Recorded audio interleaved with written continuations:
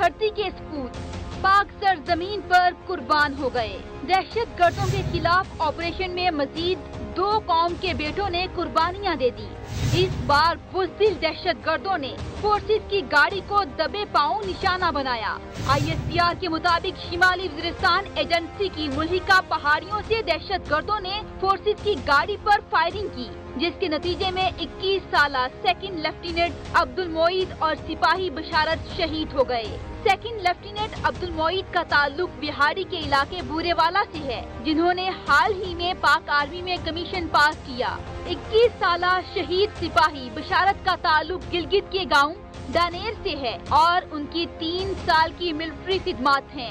दहशतगर्दों के खिलाफ जारी ऑपरेशन रद्दुल फसाद ने शरपसंदों की कमर तोड़ कर रख दी है। मुट्ठी भर दहशतगर्द अब भी चंद बुज़दिलाना कार्रवाइयां करके अमन को तबाह करने की कोशिश कर रहे हैं। ताहम मुल्क भर में ऑपरेशन के बायस अमन कायम हुआ है।